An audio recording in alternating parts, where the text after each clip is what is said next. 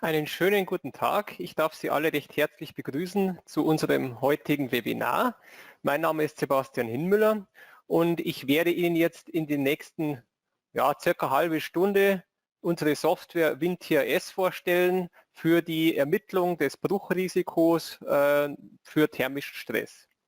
So, unser Webinar ist heute aufgebaut in zwei Teile. Zum einen als erstes eine kleine PowerPoint, um Ihnen einen gewissen Überblick über die Software zu geben, und im zweiten Teil werden wir dann in die Software gehen und einige Beispiele, ein kleines Beispiel rechnen. Gut, dann mache ich mal meine Kamera aus, damit Sie sich auf das Wichtige konzentrieren können, und wir beginnen mit unserer PowerPoint. So, als erstes, worum geht es in dieser Software? Generell ist WinTRS eine Software, um eben das Bruchrisiko abzuschätzen für Verglasungen, die infolge von thermischem Stress auftreten.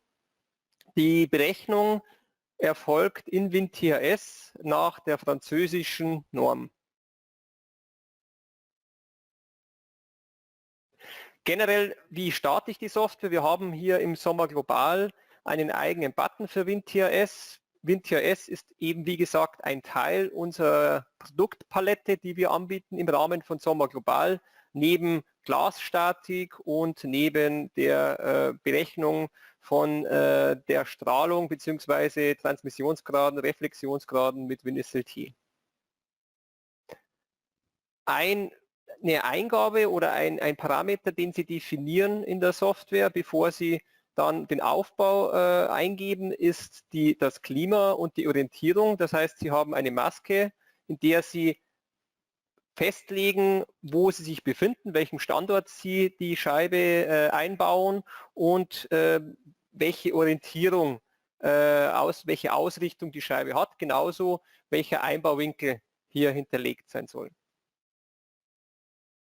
Zu den Standorten, Sie haben die Möglichkeit oder Sie haben die Auswahl in WinTRS aus über 3600 Standorten zu wählen. Das Ganze ist verteilt über 178 Länder und dieses Verzeichnis, das hier hinterlegt ist, ist für Sie möglich, nach Postleitzahlen zum Beispiel zu durchsuchen oder auch über den Staat. Welche Klimaquellen haben wir hier? Also sprich, woher kommen denn die Daten, die hier im WinTRS hinterlegt sind? Zum einen haben wir generell die Daten vom Deutschen Wetterdienst erhalten. Ausnahme stellen hier die Daten für Österreich dar. Hier wurden auf die Daten von der Zentralanstalt für Meteorologie und Geodynamik zurückgegriffen, und für Dänemark haben wir die Daten vom Dänischen Meteorologischen Institut erhalten. Ein weiterer Parameter für die Berechnung ist natürlich die Lagerung der Glasscheibe. Wie ist die Scheibe gelagert? Ist sie allseitig gelagert, dreiseitig frei, unten eingespannt und so weiter? Wie ist die Glaskante beschaffen? Wie wurde die bearbeitet? Natürlich erhöht es auch das Bruchrisiko, wenn man hier eine schlechte Verarbeitung der Glaskante hat. Und natürlich der Rahmen an sich. Habe ich einen Rahmen mit einem geringen U-Wert, oder habe ich, wenn wir mittlere thermische Trägheit kommen oder zur hohen thermischen Trägheit, habe ich höhere U-Werte für meine Rahmen. Je nachdem, welchen Rahmen Sie auswählen. Standard wäre hier in dem Fall die geringe thermische Trägheit. Das ist auch so der Standard, der aktuell bei uns in Europa verbaut wird. Nachdem wir nun die Parameter definiert haben, geht es an den Aufbau. Das heißt, wir bauen die Glasscheibe in einzelnen Schichten auf, aus Basisgläsern, aus Verbundschichten, Zwischenräumen. Natürlich hinterlegt sind hier die Beschichtungen, die Basisgläser und natürlich auch die Flächenmaterialien der einzelnen Hersteller. Hier auch nochmal im Screenshot zu sehen, welche wir da zum Beispiel für die Beschichtungen anbieten. Aber wir sehen uns dann das noch genau an in der Software, wie man hier so einen Aufbau zusammenstellt.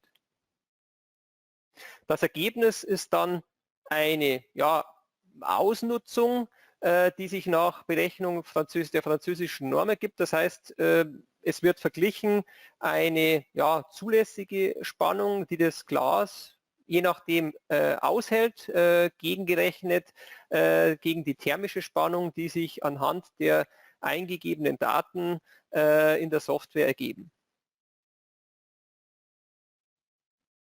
In einem Auswertungsmodul haben Sie dann noch die Möglichkeit, die Temperaturverteilungen je Orientierung und für jeden Zeitpunkt gesondert sich anzeigen zu lassen. Das heißt, Sie können wählen zwischen den einzelnen Orientierungen, Sie können den Zeitpunkt einstellen. Hier haben wir zum Beispiel 21.09.14 Uhr und dementsprechend werden dann hier diese Temperaturverteilungen, die sich hier ergeben, entsprechend auch angezeigt, um da nochmal ins Detail zu gehen und sich da speziell Einbausituationen oder zeitliche Situationen herauszugreifen.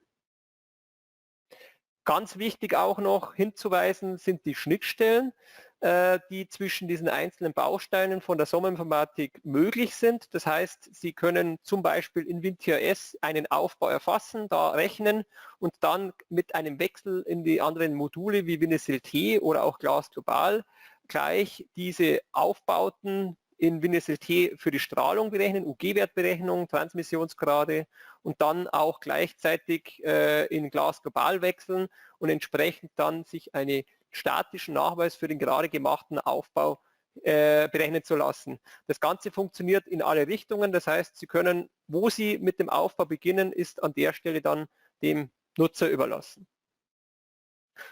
Gut, das war soweit die kurze Einführung. Das heißt, wir gehen nun in die Software, schauen uns mal die Software an der Stelle an.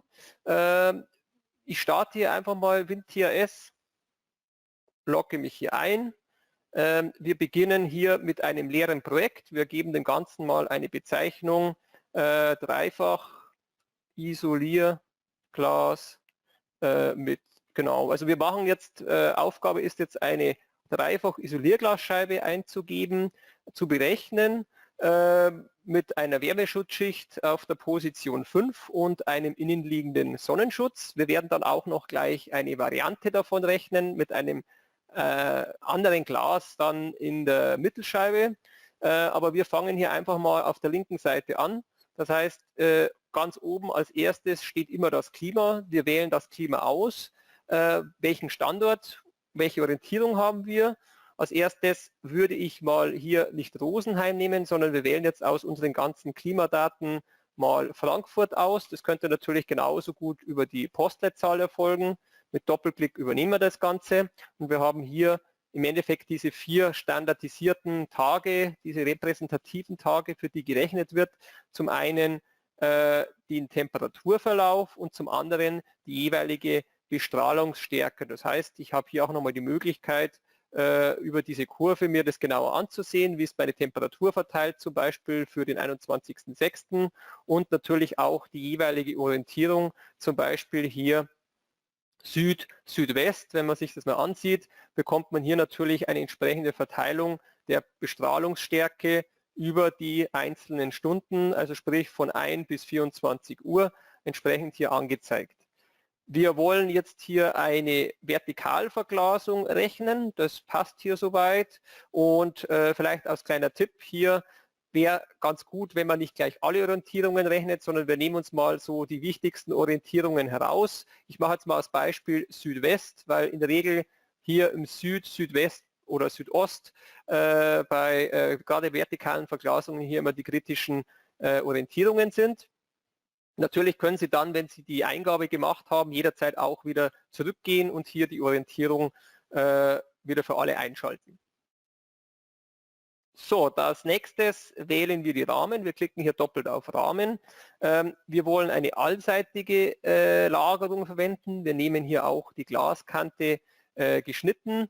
Wenn Sie jetzt hier andere Bearbeitungen nehmen oder Bearbeitungsgrade oder hat es natürlich Auswirkungen auf das Bruchrisiko.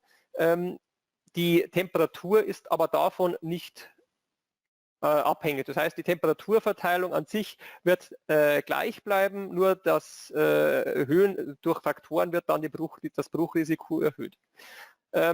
Gut, für den Rahmen wählen wir jetzt mal die geringe thermische Trägheit aus. Das ist auch so der Standard, den Sie eigentlich auch immer wählen sollten. So Sonderfälle wie hier unten, die beiden unteren Rubriken, das sind eher Sonderfälle. Wenn irgendwas einbetoniert ist, das ist eher unüblich. Also hier oben geringe thermische Trägheit verwenden. So, und jetzt geht es eigentlich schon daran, den Aufbau zu definieren. Das heißt, wir wollen als erstes wir machen eine dreifach Isolierglasscheibe mit Innen und Außen VSG. Das heißt, wir nehmen mal ein neutrales Floatglas, ein neutrales Glas. Ich nehme mal das Somminformatik Standard. Natürlich können Sie auch jederzeit die Gläser von anderen Herstellern auswählen. Mit Doppelklick kann man das hier übernehmen. Dann würde als nächstes eine Verbundschicht kommen. Wir nehmen hier mal eine PVB-Folie und hier an der Stelle können wir auch gleich die Dicke ändern. Wir ändern hier einfach von 0,36 auf 0,38 auf 0,76. Dann kommt wieder eine Glasscheibe. Als nächstes würde jetzt der Argon-Zwischenraum kommen. Das können wir hier unten auswählen. Argon mit Doppelklick ausgewählt. Hier natürlich auch die Möglichkeit, die Dicke zu ändern. Wir belassen das Ganze mal bei 16 mm. Als mittlere Scheibe nehmen wir jetzt ein Einfachglas, auch wieder unsere normale Standard-Float-Glasscheibe mit 4 mm und natürlich wieder ein Argon und dann ein Standardglas und nochmal ein Standardglas.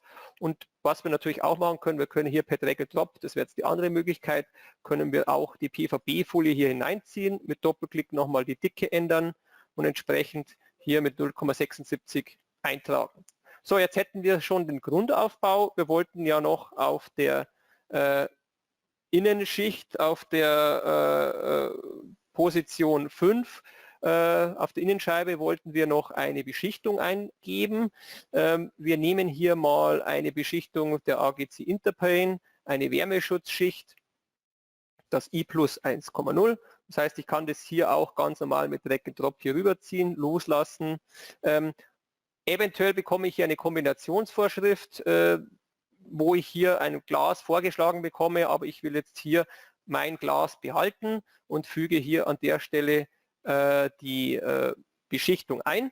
So, hier hätten wir jetzt das Glas schon fertig aufgebaut und jetzt wollten wir noch auf der Innenseite einen Sonnenschutz, einen flächigen Sonnenschutz als innenliegenden Stoff eingeben. Ich nehme hier mal einen neutralen Sonnenschutz mit Farbe Orange von der Somminformatik, den können wir hier mit Doppelklick übernehmen. Dann fügt er uns hier entsprechend diesen Sonnenschutz auf der Innenseite ein. Hier haben wir auch nochmal die Möglichkeit, den Abstand zwischen Sonnenschutz und innerer Verglasung zu ändern. Das Ganze machen wir einfach mal auf 5 cm, also 50 mm, bestätigen das Ganze und somit wären wir eigentlich schon fertig mit unserer Eingabe. Das heißt, wir würden jetzt einfach mal uns die Berechnung ansehen. Das heißt, ich kann hier oben auf dieses Summenzeichen klicken, auf Rechnen gehen und das System rechnet uns jetzt das Ganze durch. Wir haben jetzt hier auf den ersten Blick wäre der Nachweis okay. Wir haben eine Ausnutzung von 83, fast 84%.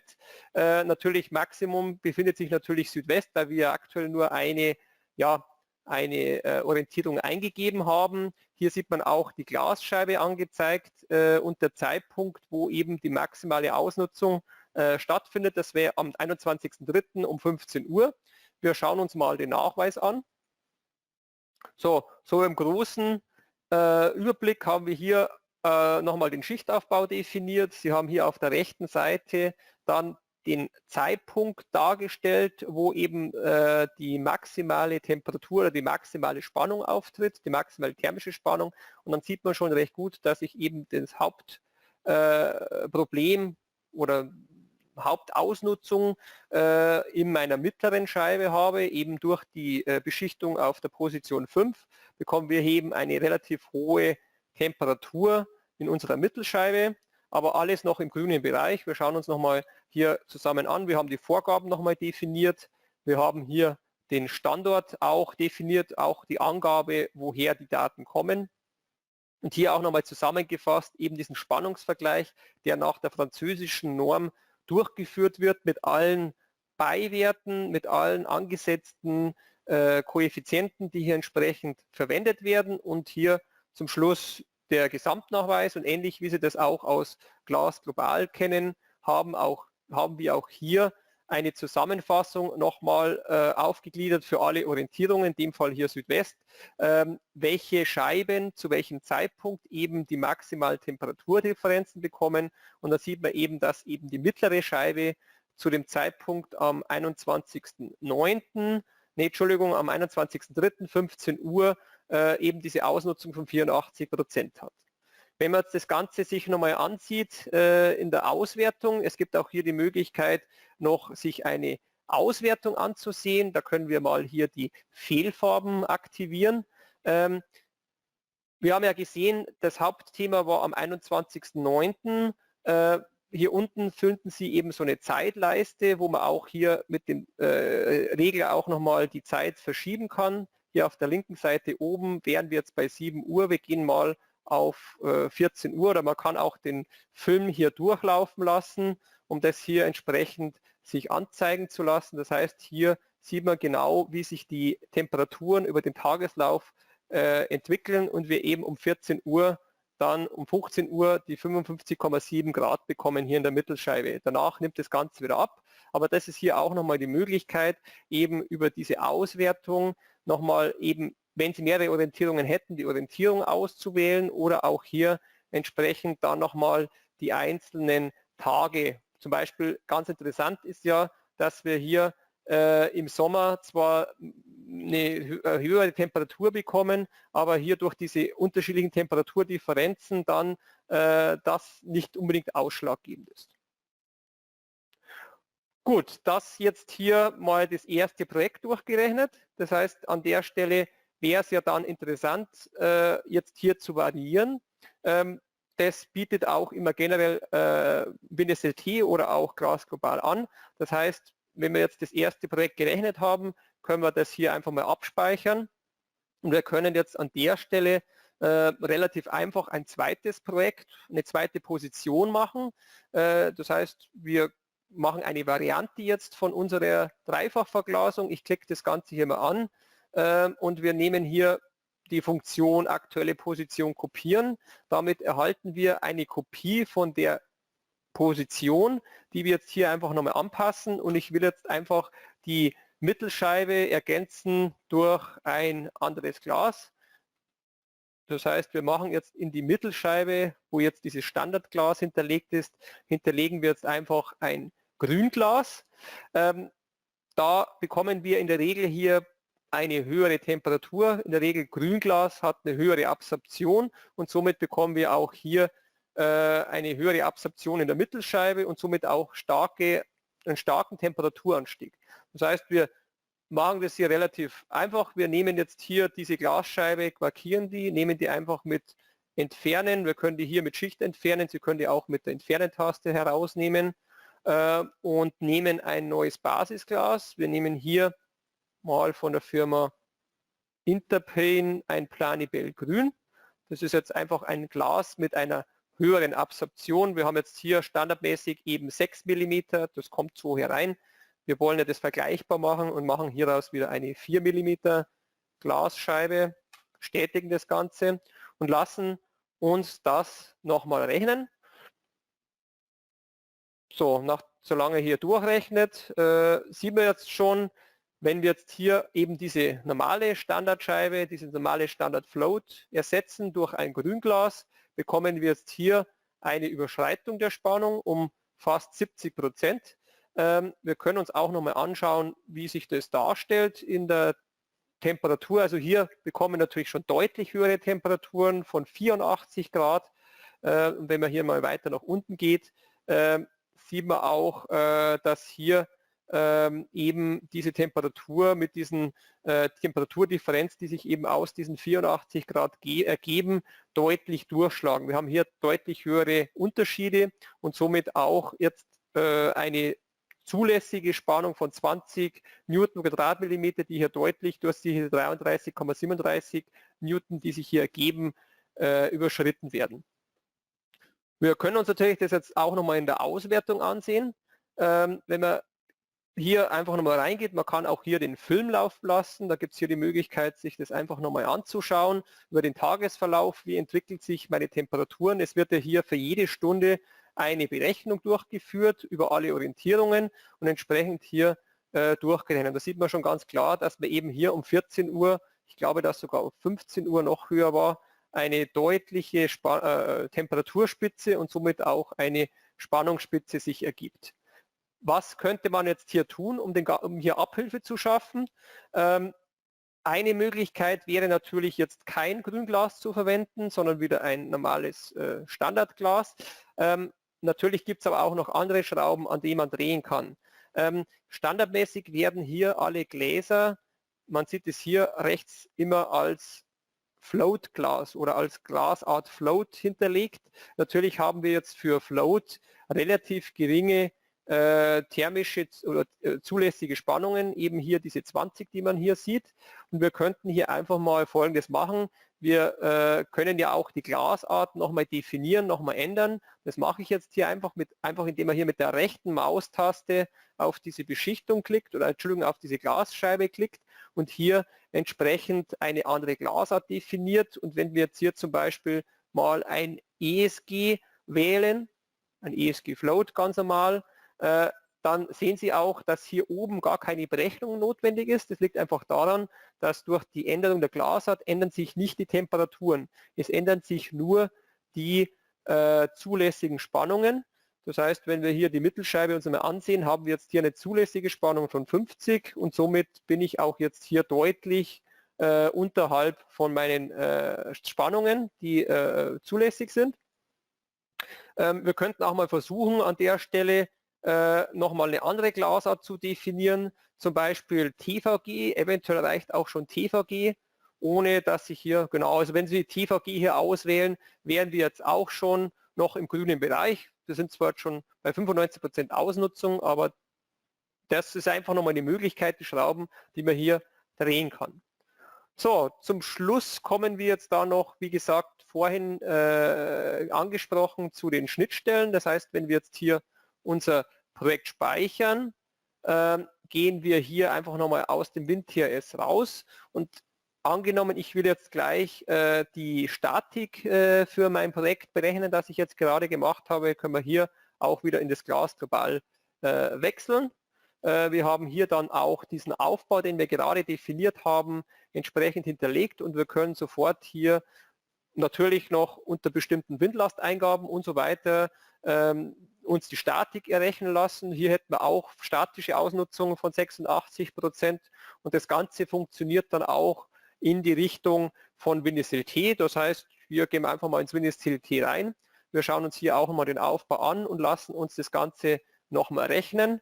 Und entsprechend können wir hier dann, gut, können wir auch nochmal die Vielfarben herausnehmen, uns die Temperaturverteilung jetzt mit den Standardreferenzbedingungen anschauen, aber hier auch der G-Wert, UG funktioniert natürlich an der Stelle jetzt nicht, weil wir hier entsprechend einen Sonnenschutz haben, aber grundsätzlich kann man auch hier im WinSLT dann 1:1 dieses Projekt dann durchrechnen. Gut, somit wäre ich dann auch schon am Ende meines heutigen Webinars. Ich bedanke mich, dass Sie teilgenommen haben. Ich würde mich freuen oder wir würden uns freuen, wenn Sie auch nächstes Mal bei unseren nächsten Webinaren teilnehmen würden. Danke und ein schönes Wochenende.